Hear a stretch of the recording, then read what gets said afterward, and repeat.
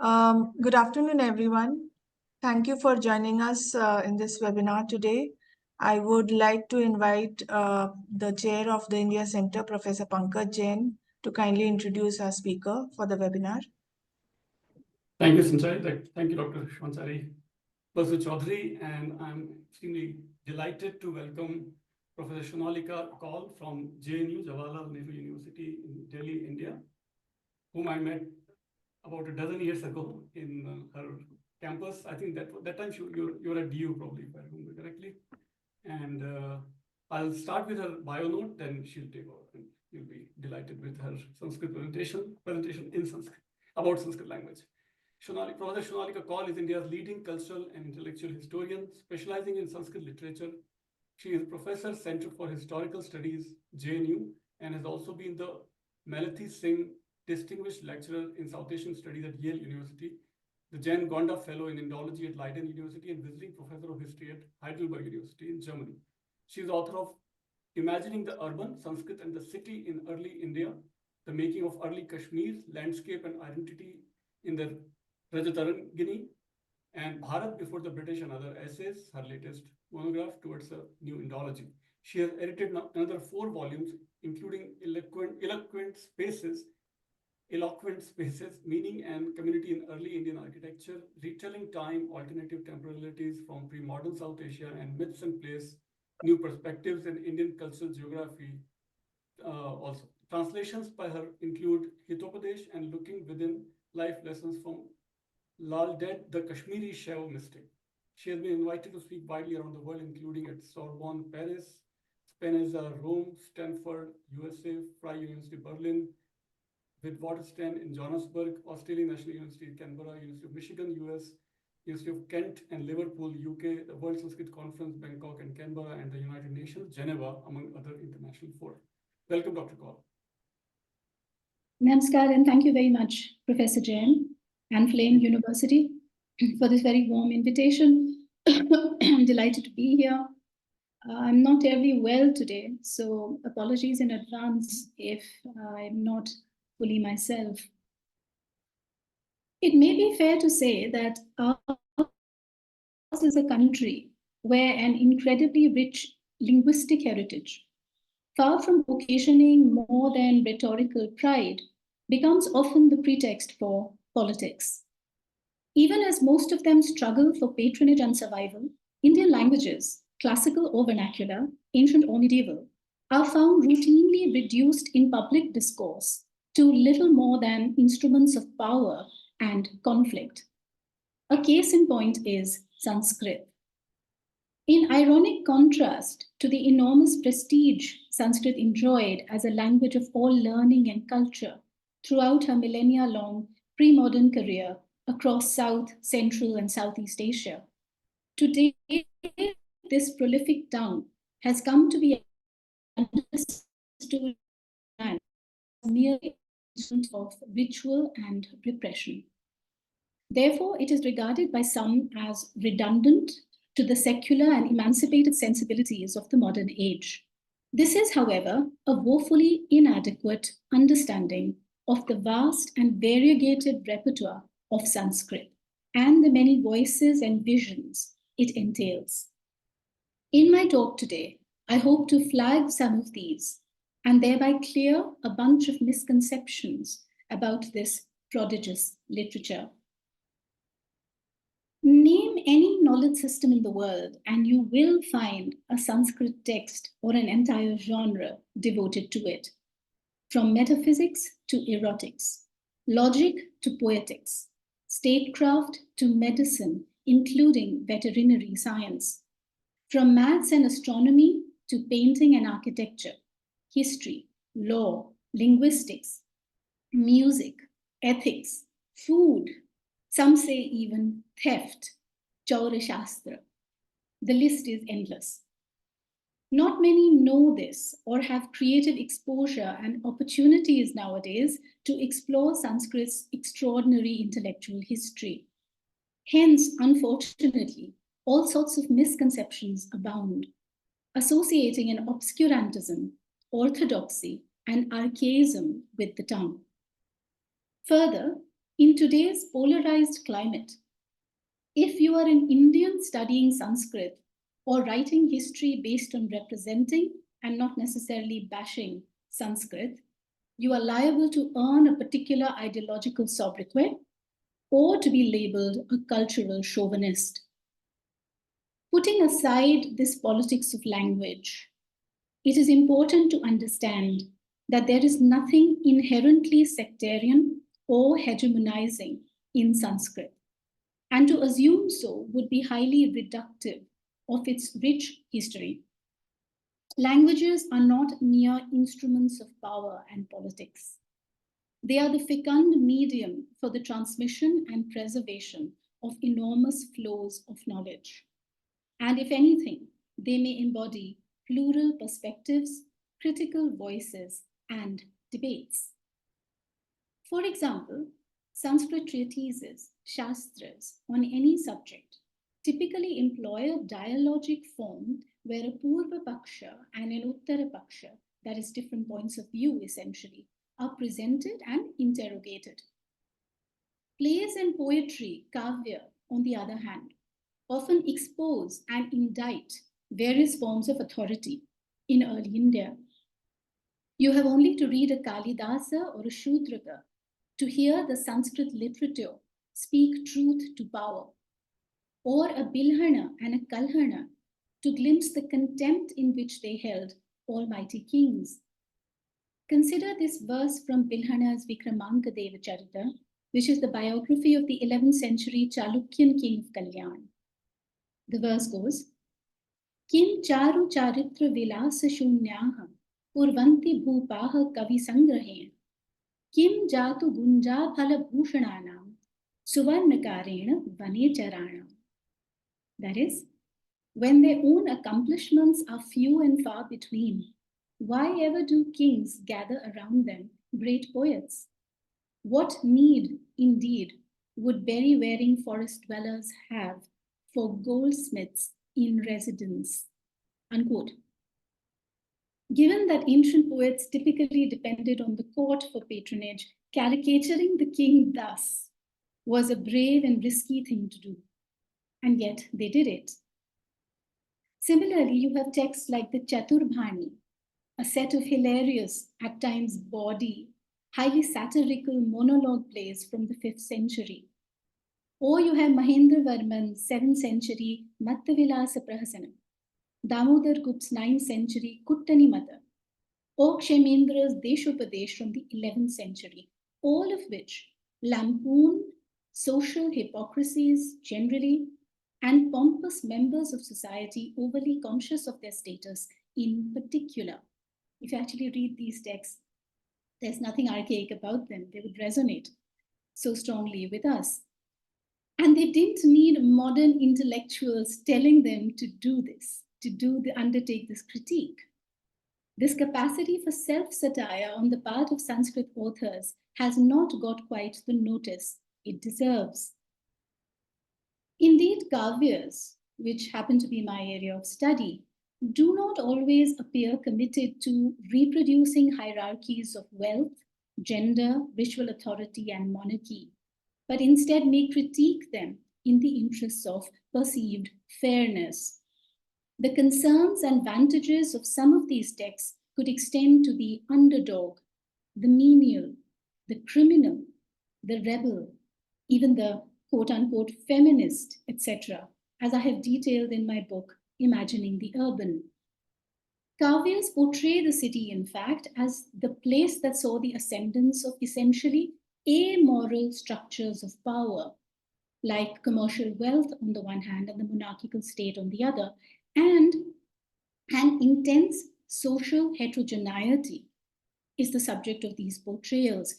All of these put together would, on its own, render attenuated the hold of any homogenizing behavioral norm. It is Sanskrit Kavya that gives us glimpses of the city's demographic and ideological unorthodoxy. They yield an understanding of the city as a multiverse, where spheres of abundance and deprivation, hedonism and prudery, culture and crudeness, patriarchal conformity and subversion, coercion and resistance, tradition and transgression, all coexisted and overlapped. Clearly, Sanskrit writers were not passive, quote, housebirds of patricians, as Didi Kosambi provocatively called them, simply mouthing what the ruling class of the day may have wanted to hear and complicitly furthering ideologies of domination. The narratives in Sanskrit literature are far more complex and profound than that, and present a polyphony of worldviews, if only we are willing to listen and to not succumb to the somewhat modern hubris of arrogating to ourselves, that is, intellectuals today, the quality of enlightened radicalism, but being loath to extend any such possibility to our forebears. In fact, not just kavyas, other Sanskrit texts and genres present commentaries on unorthodox or even transgressive attitudes and behavior, not to be fashionably provocative, but to sagaciously engage with and complicate the question of what, after all, constitutes right or wrong for society, rather than propagating any dogma. So complicating these questions rather than laying out a dogma. I can't emphasize this enough because of the kind of rigidity and conservatism that are often associated today with Sanskrit. The Mahabharata and the Ramayana are outstanding examples, perhaps, of this. They take up questions of legitimacy at every step in their complex plots, not exempting even gods from such an interrogation. Sri Rama's murder of Bali and Sri Krishna's use of a half-truth to weaken the enemy warrior Drona come to mind. The Srimad Bhagavad Gita, in fact, is nothing but an engagement with profound individual and social dilemmas, placing them in the transcendent perspective of universal good. The larger aim of the epics was perhaps moving towards a more ethical order for the individual and the community at large. Now, speaking of ethics and the epics, we know that the Mahabharata and Ramayana are designated by a specific genre in Sanskrit known as itihasa. Literally, thus it was. Now, tradition defines itihasa as dharmartha kama mokshanam upadesha samanvitam katha yuktam puravrittam itihasam prachakshate.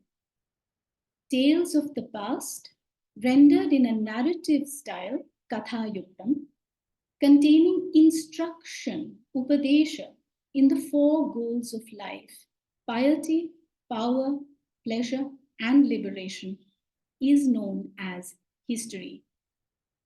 Ladies and gentlemen, this offers perhaps one of the earliest explicit definitions of history, which shows that a literary and socio-ethical pedagogy may have been at the heart of Sanskrit's vision of the discipline. This robust civilizational definition of history is at some variance from the modern Western empiricist notion of it, the Rankian notion of it, if you like, assigning quite a different value and function, that of the instructive and the didactic, to history.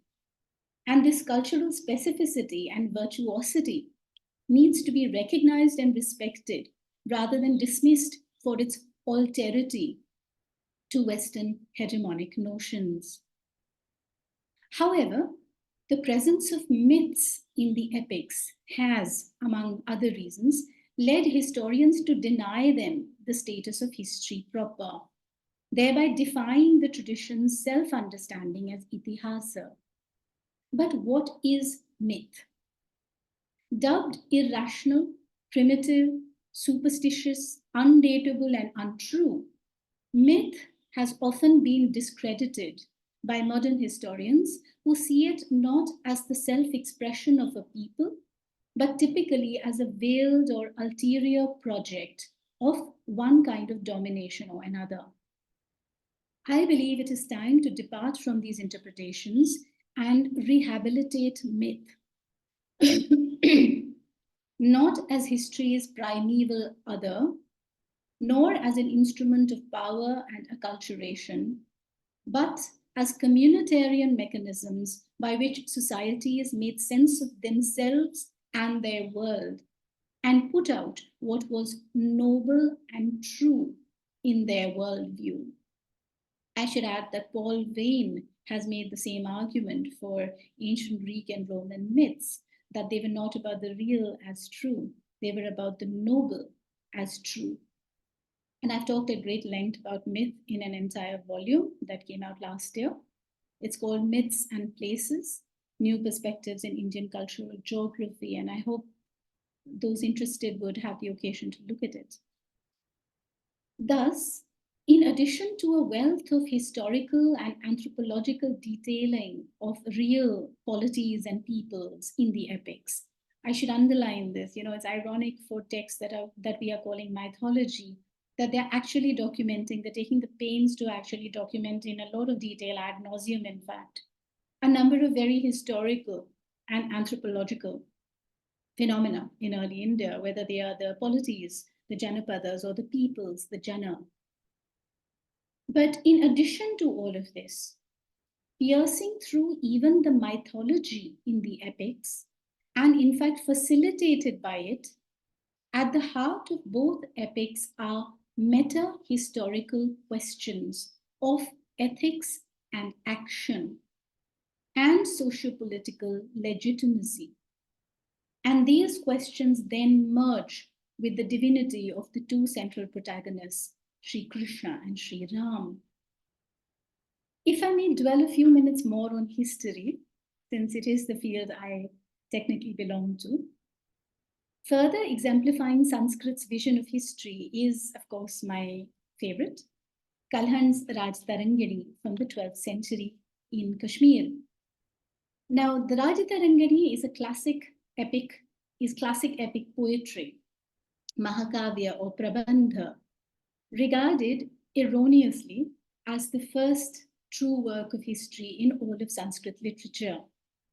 I have gone into great detail about this in various other places, so I shan't elaborate on why I say erroneously. While most scholarship on the Raj Tarangani, that is about 200 years of such scholarship, has valorized its empiricist qualities, like chronology, objectivity, and I must put that within quotation marks, and causality. In my book, which is The Making of Early Kashmir, I have drawn attention to Kavyas and the Raj Tarangani's poetic and figurative aspects instead. In other words, I argue that it is history not despite being Sanskrit poetry, but because of it. For, according to tradition, the poet, Kavi, was also a seer, Rishi, who possessed omniscience and divine sight, Divya Drishti. Now, howsoever cliched this might be, we have to take a tradition seriously if we have to understand it.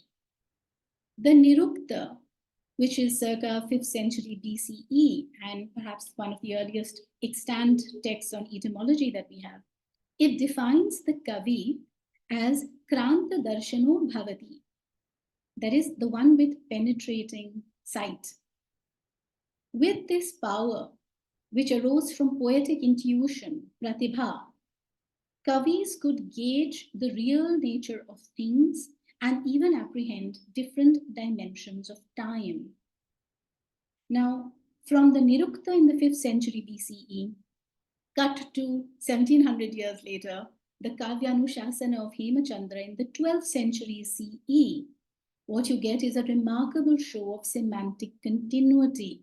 This text in the 12th century is saying the same thing. Quote, none a poet, Kavi, who is not also a seer, Rishi. A Rishi is so called because of his vision, Darshana, which is knowledge of the true nature of entities and their varied states of being. And it is because of his vision of the truth, I'm still quoting, it is because of his vision of the truth that the Rishi is declared a Kavi. The meaning of the word kavi is derived from his capacity for vision, darshana, as well as his powers of description, varnana, unquote. Now, it's not just Hemachandra. Kalhana virtually echoes this when he says, Sat kavi krityam andham jagatvam vina. So you have to remember, we are looking at a deeply intertextual universe when we are talking Sanskrit texts. So they are informed by other texts. And none of them is truly a flash in the pan, as sometimes modern historians have mistakenly believed them to be, thereby extracting and disembedding them from their literary culture.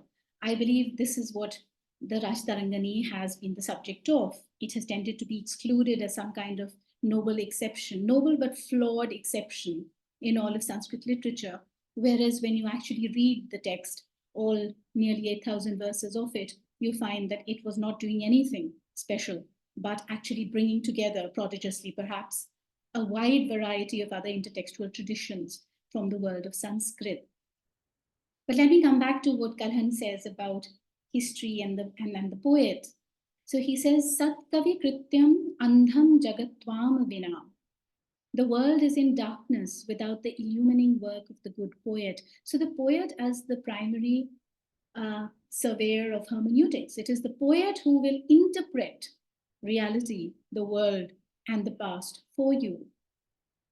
Now he says, quote, who else is capable of making visible pratyakshatam, bygone times, except the poet creator, Kavi Vedhas or Kavi Prajapati, who can make delightful productions, Ramya Nirmana, unquote. Here is an explicit Indic belief in the poet's creative ability to make the unobservable past perceptible, pratyakshatam. And I don't need to labor on the point that this is the quintessentially historical function or certainly aspiration to make a bygone time visible again, as it were.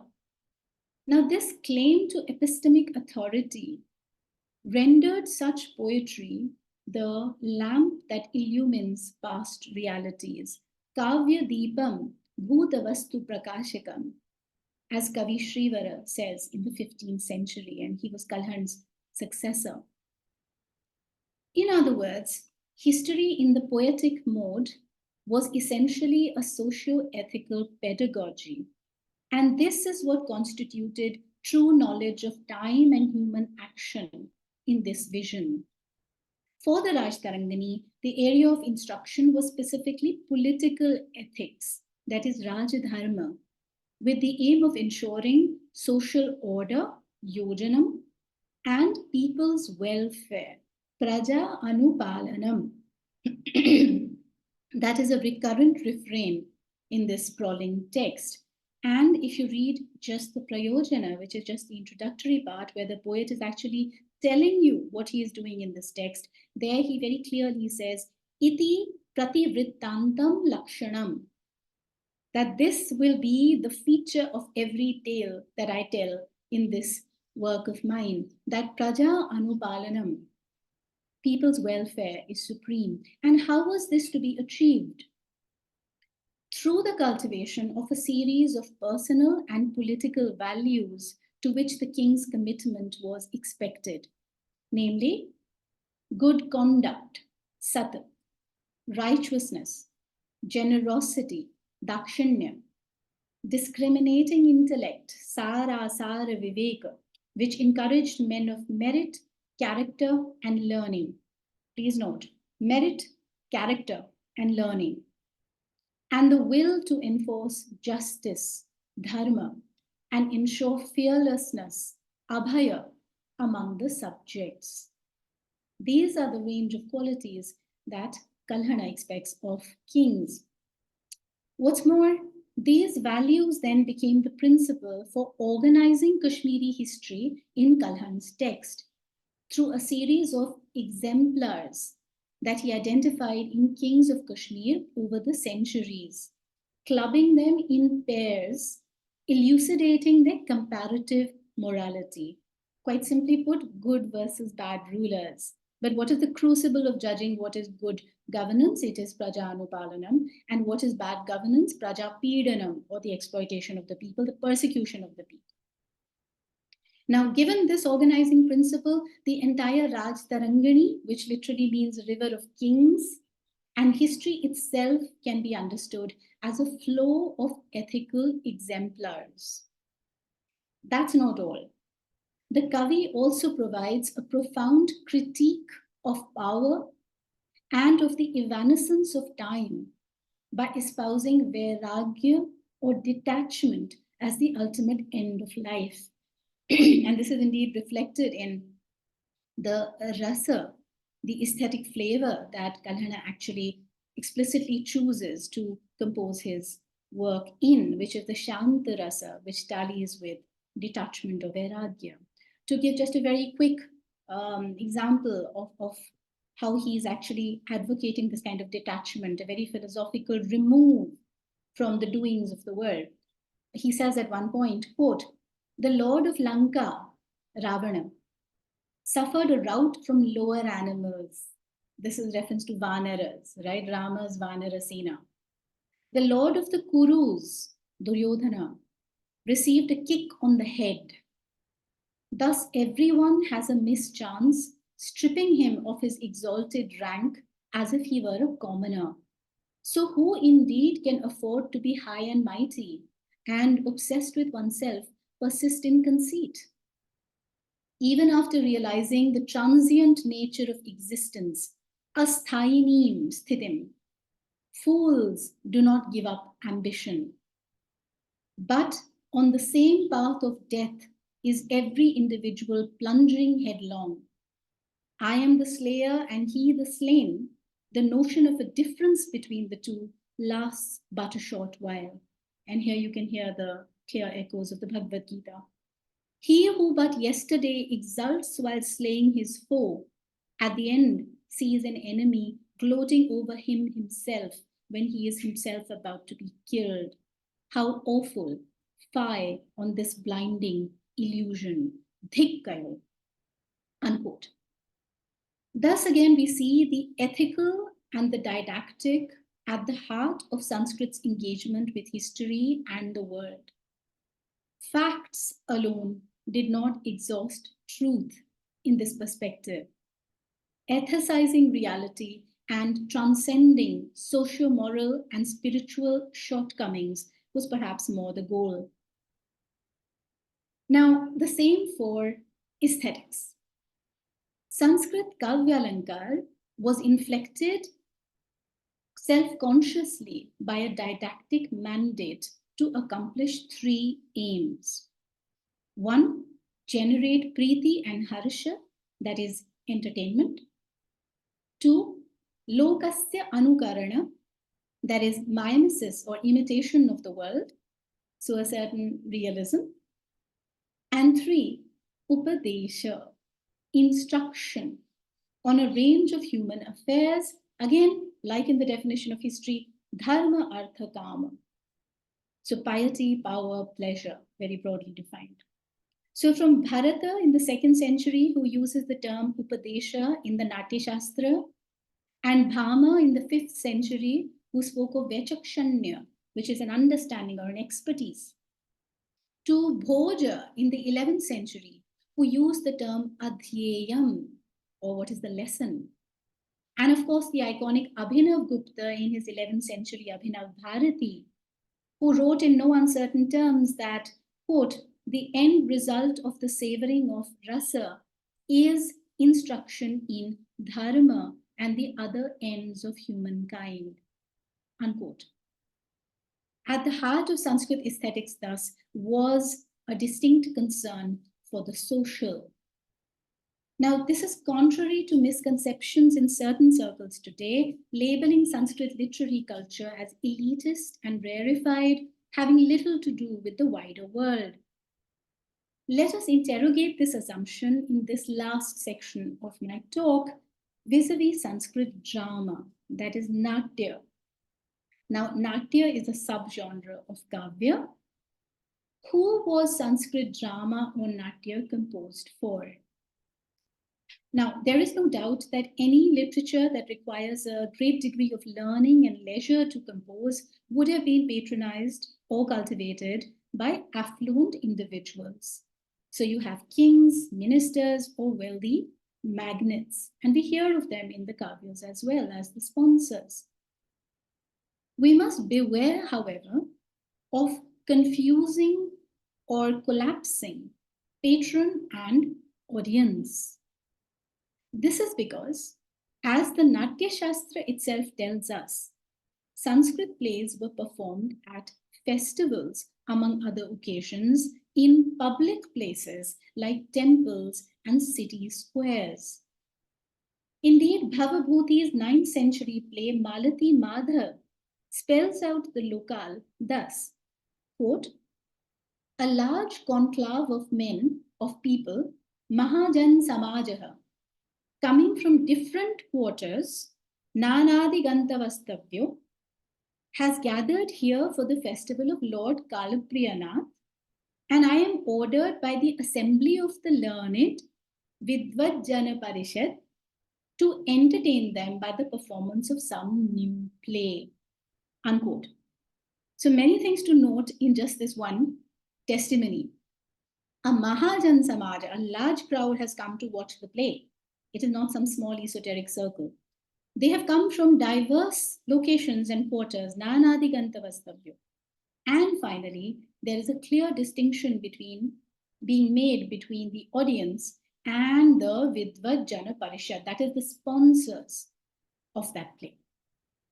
Similarly, Vijaya's 8th century Kaumudi Mahotsava alludes to the autumn public festival as the occasion on which it is being performed. And how does she describe this public festival? Sarva Jana Samanya Mahotsava. The festival that is open to Sarva Jana, Samanya, to all common people. Similarly, Kalidas's 4th century Malvikagni Mitra refers to the spring festival in similar fashion. Interestingly, Bana's 7th century Harsha Charita, which is a biography, it's not a play, but it vividly describes such festivals and calls them occasions where the high and the low mingle. So Arya and Arya, where they actually mingle.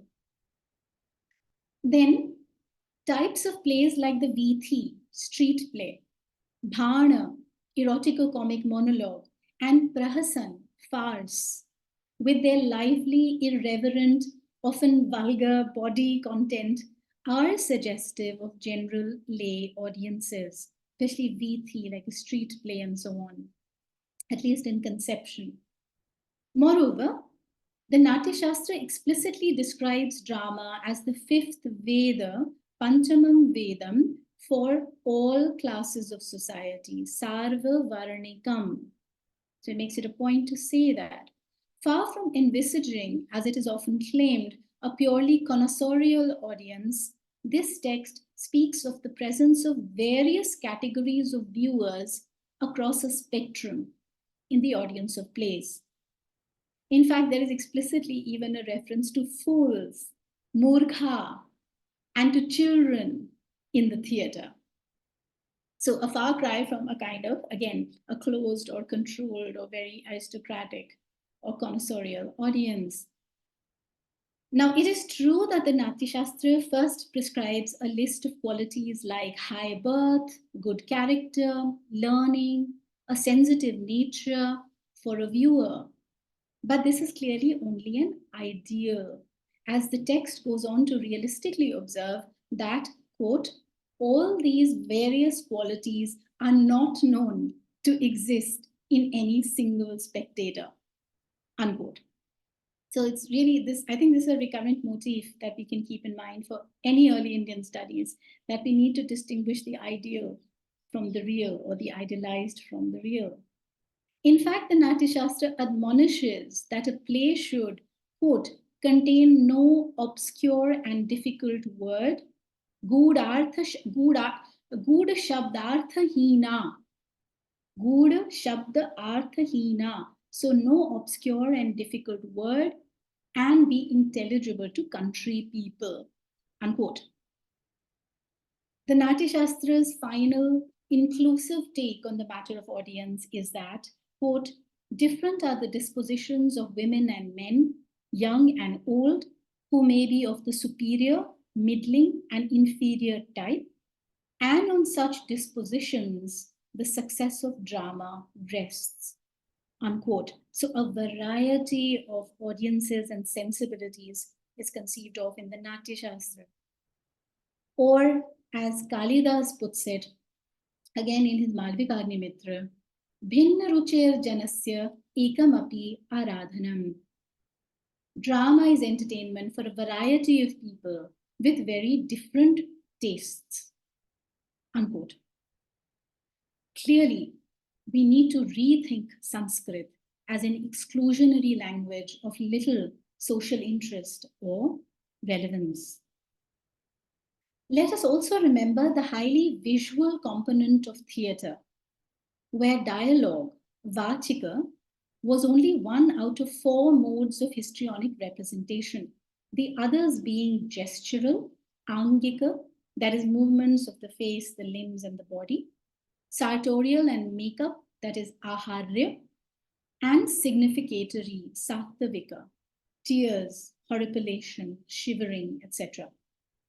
Words were to be sung or recited to a variety of meters, accompanied by dance motion. So, not for nothing was drama known as drishya kavya, visual literature.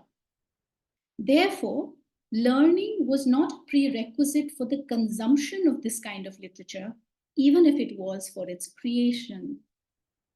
What's more, the actors and actresses, nata, nati, traditionally belonged to low class and caste. They still seem to have done justice to these plays and presumably to the laborious instructions of the Natya Shastra, all of which suggests the popular and heterogeneous, not aristocratic, character of theatre in early India. And this would definitely have shaped the reception of the ideas and representations in plays, especially those that were critical of wrongdoing authority or orthodoxy, which we have seen in so many plays. Thus, Sanskrit's socially engaged character for the world at large is reiterated. Finally, now, let me address one last crucial misconception about Sanskrit. It is believed to have been not a spoken tongue, but an esoteric language of learning. To quote Thomas Burrow, he wrote in this path-breaking volume edited by A.L. Basham called The Cultural History of India, he said that it is the language particularly of the Brahmin caste and of its religion. Relatedly, it is believed by many others too that in the plays and indeed in early Indian society, Sanskrit was spoken only by high status men, while lowly characters and women spoke Prakrit. In other words, a linguistic hierarchy corresponding to a socio-economic hierarchy is envisaged in a lot of scholarship on early India. Now, this is such a neat and persuasive interpretation that the fact that there are telling exceptions drops from view. The Vidushaka, for example, he is the jester and he is the hero's companion in the Sanskrit plays. Now, he is consciously shown as a Brahman. So actually, he's then characterized as epitomizing everything that is the opposite of a Brahman. So no education, no sophistication, no nothing, possibly not even literacy. Now, he is consciously shown as a Brahman, projected as one, but always speaks in Prakrit. And I have discussed this in my book, Imagining the Urban, that why is this so? Because comedy is deemed the voice of wisdom. But it is being conveyed in Prakrit.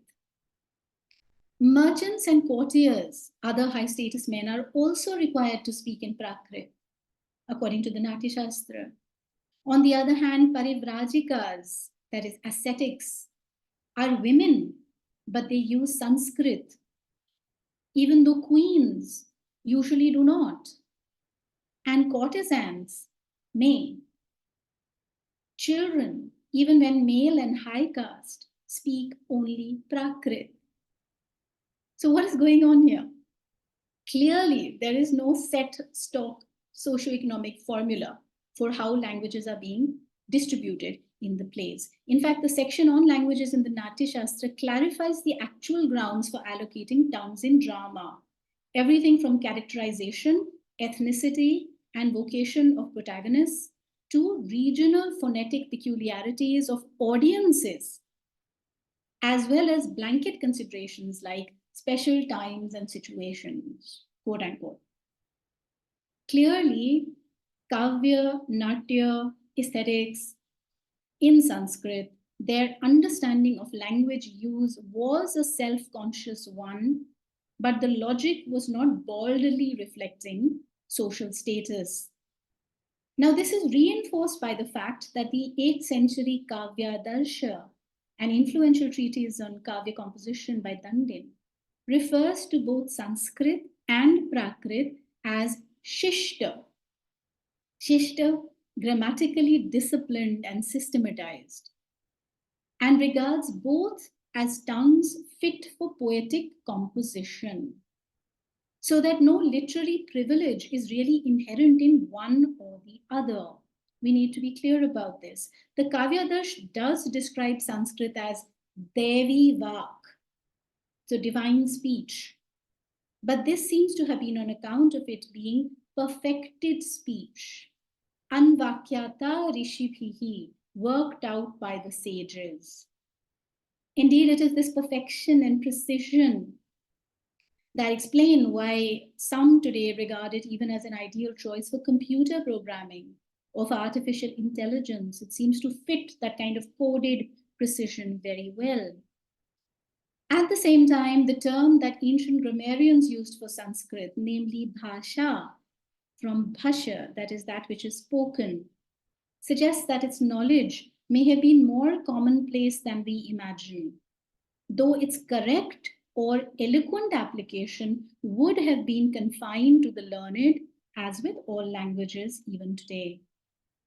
The Natya Shastra does speak of Sanskrit and Prakrit as Dvividham, the two ways of recitation in what?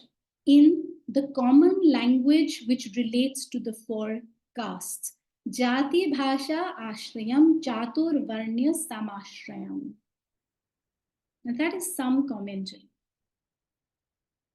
Ladies and gentlemen, though this has hardly been a comprehensive survey of the matter, and there is much debate on these issues, I hope my talk today suffices to question rigid and erroneous notions about India's earliest languages. The evidence seen together, there is clearly a need to rethink Sanskrit as a rarefied language and literary culture of little reach or relevance to society.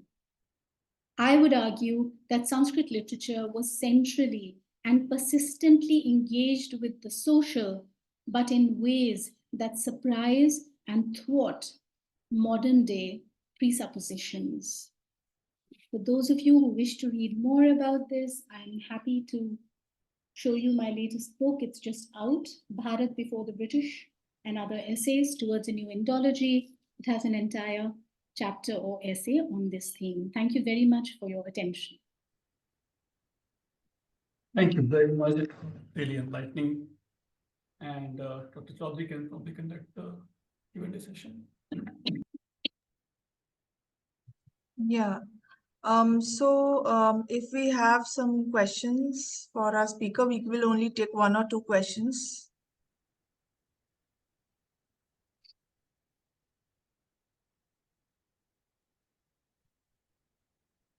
Okay.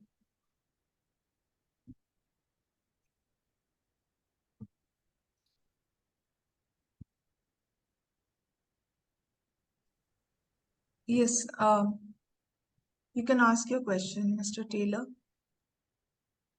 I really just want to thank our speaker for a wonderful presentation. I always enjoy your work. Shonaleeka, thank you so much for that. A very rich presentation.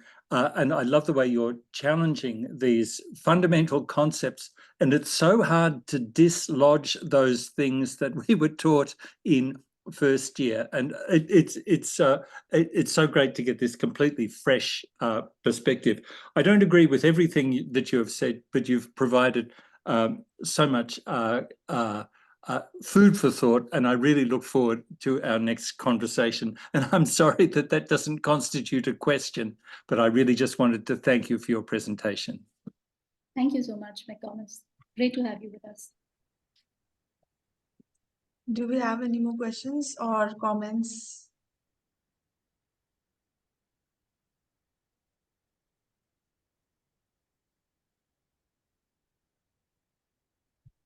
Okay. So in that, okay, we do have another question.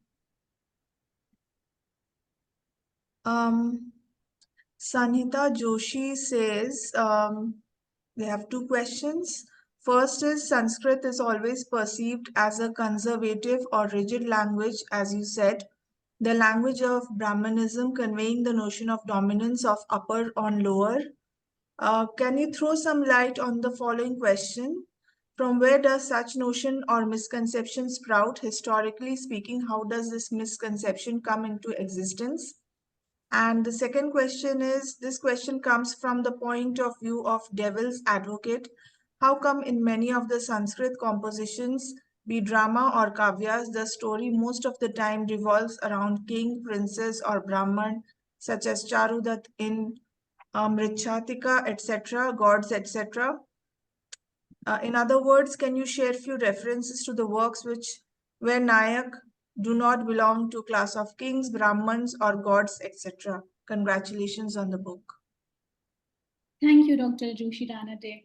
Your first question is a very pertinent one, and it actually needs research on it. Once we clear the weeds, which is once these misconceptions are actually understood to be misconceptions, then we need to proceed to the next step.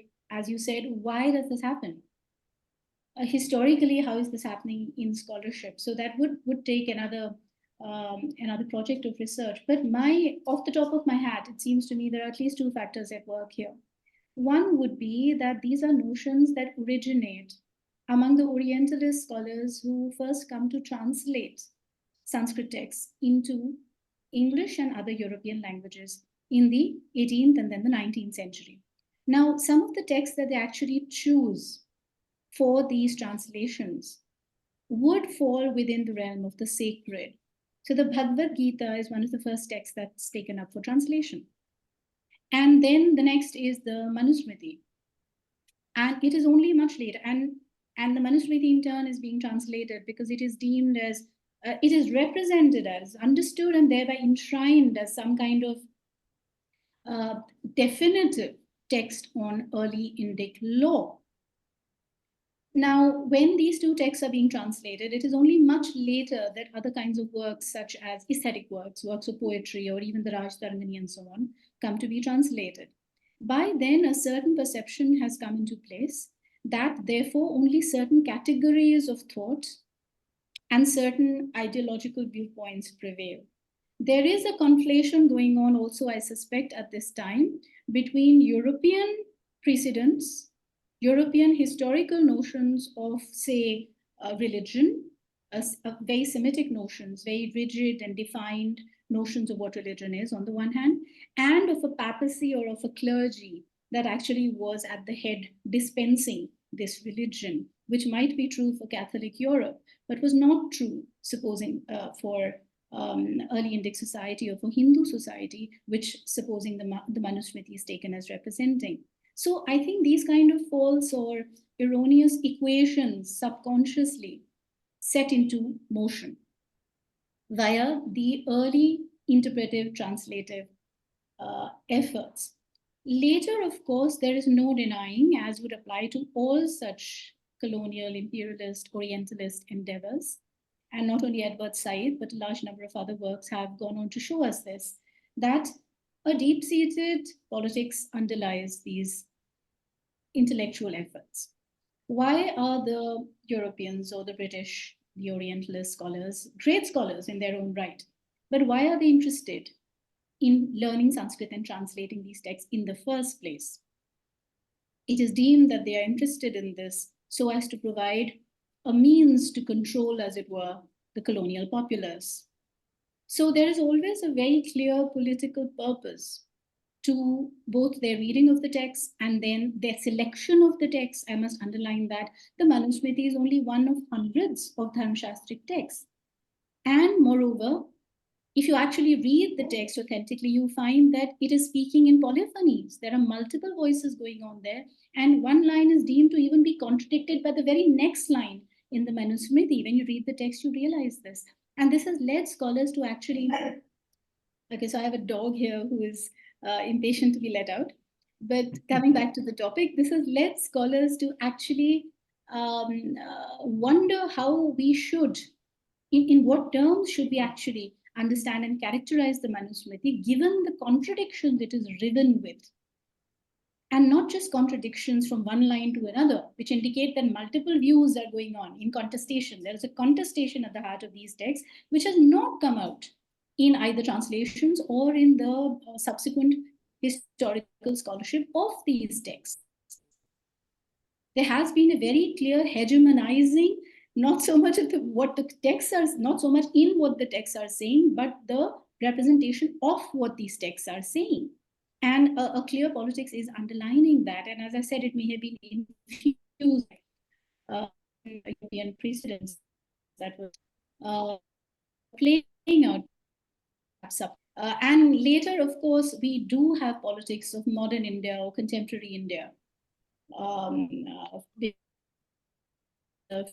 And some very influential statesmen and thought figures who emerge, who do tend to look at early Indian religious phenomena or religious literature through the lens of certain modern causes. And a lot of this has actually influenced how we read and understand these texts without actually going to them. Your second question, that devil's advocate, how come in many of the Sanskrit compositions? Now, why do they revolve around king, princes, or Brahman? You know what? A good idea would be to actually go and again look at the Natya Shastra's list of Nayakas, who plays the Nayaka and the Nayikas. And also keep in mind that the Nayaka is hardly the only hero in the text, because you have a whole bunch of other characters, supporting actors if you like, but they are actually instrumental in executing a critique of the Nayaka. Now, this is very important. This sheds a completely different light on the choice of the Nayaka as either a god or a Brahmin or a king. And the list is not confined to this. I will just come to that as well. But this is very important, that when the Nayaka is shown to be this figure of some kind of authority or the other, either political or ritual or so on, he is then being critiqued rather than actually being endorsed for his behavior and his choices. So I repeat what I said at the beginning of this talk, that Sanskrit literature is far from simplistic. It actually engages in complicating the story, the plot, and the commentary at every level. There are multiple registers playing out in every text that you read, be it a Shastra or a Kavya or a Natya.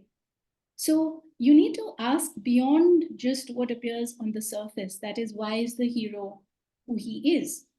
And is this not also, would this not also apply to many ancient and medieval treatises, ancient and medieval works of fiction around the world? That they were typically about princes, much more than actually Brahmins. Charudat happens to be a Brahman, but look at the way he is lampooned in that text. He's shown to have double standards. He's shown to be to give up his lady love as soon as the heat builds up on him. He's shown to display considerable hypocrisy, actually, social hypocrisy, and I've written extensively about this. So the Mritikatikam is actually a brilliant example of the opposite of the point you are trying to make in your question, because it also contains a beautiful critique of poverty. So sure, he's a Brahman merchant, but one who has fallen on bad days and is actually impoverished. And then he launches on this very detailed soliloquy on the ills of poverty, the social demonization, the social exclusion or due to poverty, the social boycotts that he suffers due to his impoverished state, and the psychological effects of poverty, and so on. I think unparalleled discourse. And that is a Sanskrit text where the hero is, on the face of it, a representative of a higher order. Then his own Vidushaka actually is perennially, at every point, he is showing how he is wrong, how the hero is wrong in his choices, in his actions. The fact that he goes after a courtesan, even when he has a faithful, committed wife at home. So all these points are being made explicit in the text. They are not shying away from, as I said repeatedly in my talk, from actually showing you the other side, the dark side of the moon, even if their choice of characters were from higher orders. In fact, especially because their choice of characters were from higher orders. But one last point, again, the Mritikatikam has a character like Shonaleeka. Now, who is he? Again, a Brahmin, again reduced to penury in the city of Ujjaini. And what does he undertake in the process? Theft. So you actually see Shonaleeka dramatically. The entry of Shonaleeka is as a thief who is cutting a hole in the wall of a house to go in and steal from somebody's house. And in case you have missed the irony of that, the author, the poet, Shudraka, underlines this point by a beautiful verse where he says that this thief, to measure the hole in the wall that he's making, what does he use? He uses his upanayan, he uses his janeo, which is the highly sacred ritual symbol of his Brahmanhood. And what is it being reduced to in conditions of urban poverty and in a classic Sanskrit play? To a symbol of theft. If that is not the most complex and sophisticated, multi-layered commentary on a social reality which was also equally complex and multi-layered, I don't know what would be. Thank you. Thank you, Dr. Shonaleeka and Samhita. Thank you for this elaborate response and wonderful talk. The second question actually came from the point of view of devil's advocate, as I wrote. So many a times this misconception comes up again and again. So wanted to just know your perspective on that, and thank you for this response. No, good question. I think this kind of questioning and counter questioning is required for really clearing the brain from the chaff. A kind of chaff that we have, like McComas said, we have actually been dealing with that chaff for at least 2 centuries. So it's very important to have these kind of dialogues. Thank you for your question. Thank you. Thank you. Professor Kaul, I know we are already running out of time, and I mean, we have so many questions, I'm sure, goes on to show how popular this talk was. But we'll take just one last question by K. Swami.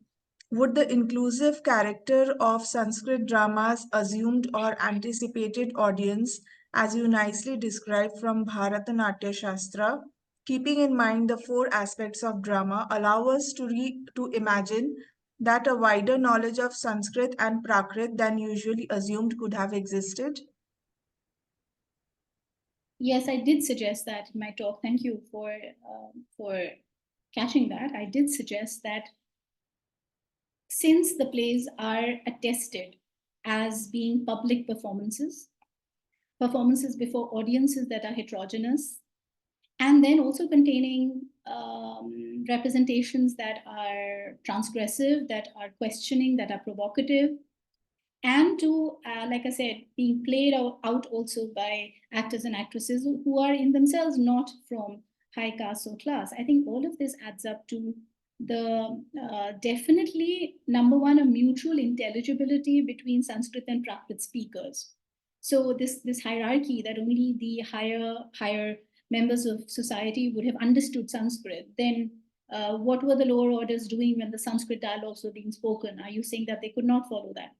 I think there is a mutual intelligibility clearly, and the grammatical texts are also endorsing that Sanskrit and Prakrit, there is no hierarchy in that. But your question relates to whether they were known and spoken more widely than has been assumed. I am arguing that.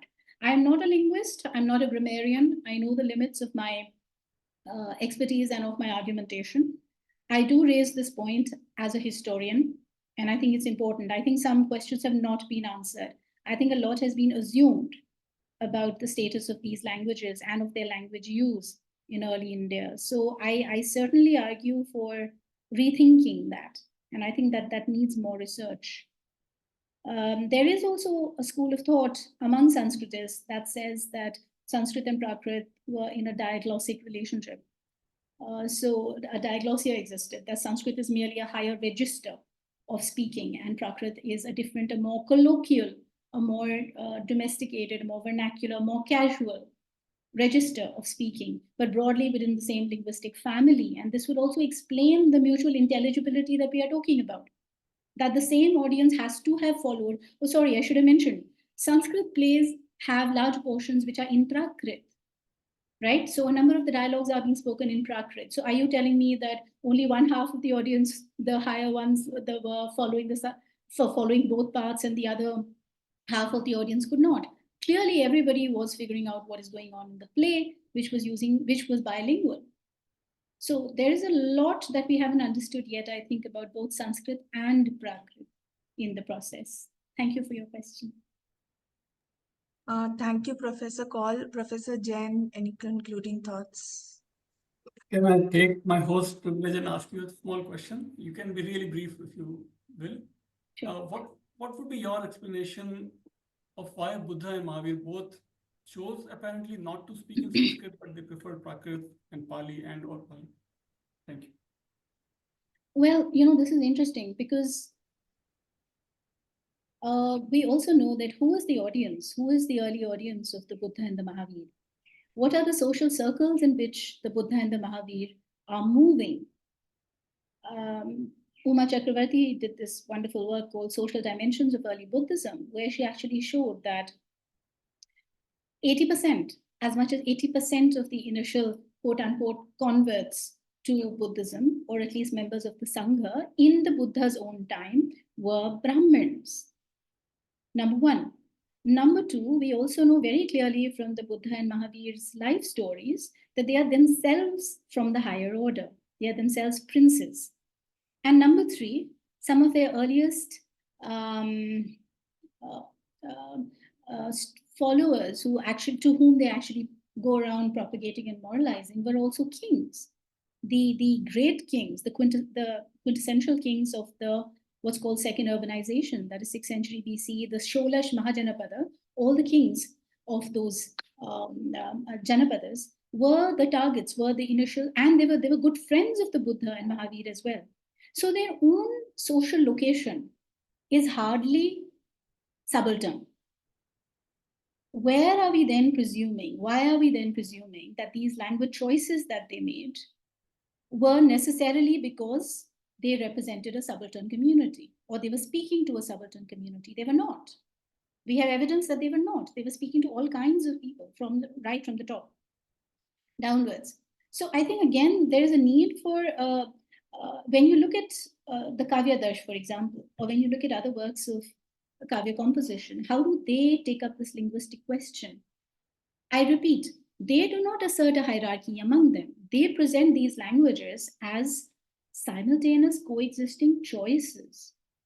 So my point to you would be, why does Ashoka write his edicts in Prakrit, right? Why is he not doing it in Sanskrit? Does Sanskrit not exist? Then of course it existed. So why is he still resorting to Prakrit? And again, the kind of a sort of reflexive response is that, oh, because the people could speak only Prakrit, and he wanted them to follow. But recent scholarship has actually shown us that the places where Ashoka's edicts are actually inscribed are not even within the sight of vision, the line of vision of someone standing at ground level. They're actually inscribed on pillars or on rock surfaces that are high up. And scholarship now believes, scholarship on Ashoka, that they were never actually being read by the common people themselves. They were being read out by functionaries of the state who are entrusted with the task of communicating the message of the king to the populace. In other words, we still do not know about the levels of literacy and which language the commoners knew and used. we are still only operating within a broadly upper class that we are looking at, whether it's the functionaries of the state, whether it's the kings and princes, or preachers of thought systems like the Buddha and Mahavir, who are themselves from aristocratic families. None of them is a commoner. So what is our basis for presuming? I think our basis is yet another theory, yet another assumptive theory that has been floated, and again, very influential, that Buddhism and Jainism itself were counter movements to some kind of elitist Brahmanical religion. Whereas when you read the original thought of these intellectuals, I believe they are intellectuals, supreme intellectuals, the Buddha and the Mahavir, you find that they are perennially engaging with the very same categories and notions of thought that, say, the Upanishads are, or that, say, the Vedas are. They're also engaging with the question of who is the Brahmin. They're not rejecting the Brahmin, they're not rejecting the social order, the so-called Hindu social order at all. In fact, the only thing they do is they invert number 1 and number 2. So they say the Khatriyas or the Kshatriyas will be number 1 and the Brahmins come number 2. And why? Because they themselves are Khatriyas or Kshatriyas. So I think there's a lot of fog that has been generated around all these questions, and many very easy kind of equations have been resorted to between language use, social status, the function of these early religions like Jainism and Buddhism, characterizing them as social reform movements. Whereas we know, for example, the Buddha's own prescriptions on women. We know that this was not a social reform movement for including women, whereas it has often been represented as that, or as a reform movement for the lower orders. Whereas again, if it's a reform movement for the lower orders, how come 80% of the initial followers are from the top orders? Clearly, we are missing something. We are missing something very crucial. And I believe that is that these were essentially thought movements. They were not social reform movements. They were intellectual responses and dialoguing that was going on, and not confined to just Buddhism and Jainism on the one hand and Brahmanism or Hinduism on the other. You had multiple cross currents of thought at that time. It was a very vibrant social setting. We should not be reducing it to a certain lens with which I think historians have tended to see early India. Thank you so much. That was wonderful. Wonderful. Anybody else, Sanchari, or I'll leave it to Sanchari and you too. We do have one more question, but should we mail this to you, or would you? It's a short one. I can take it. He's saying, how can Kavya Shastra be used in this time? It depends on what you mean by use.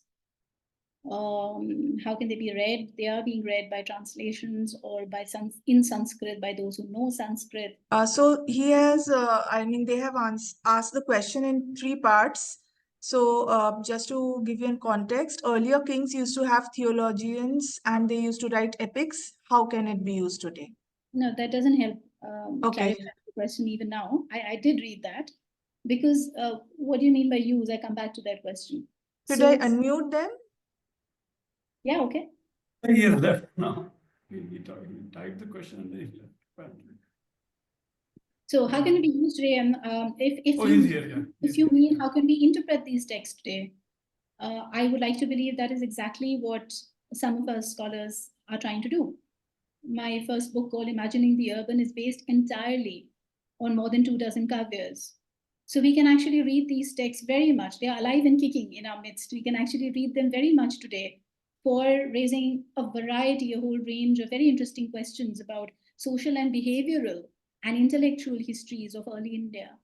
And I would really like to believe that all my work in the last 25 years has been doing just that. So kavyas can very much be used in lovely ways, evolving suitable methodologies, which is what has been a chief concern with me, that our methodology for reading kavya and for reading any Sanskrit text today must be consistent with and aligned with the traditions of the text itself, or how the text sees itself and sees what it is doing, or puts out what it is doing, rather than looking for what we want the text to be doing. There has to be a difference between the two.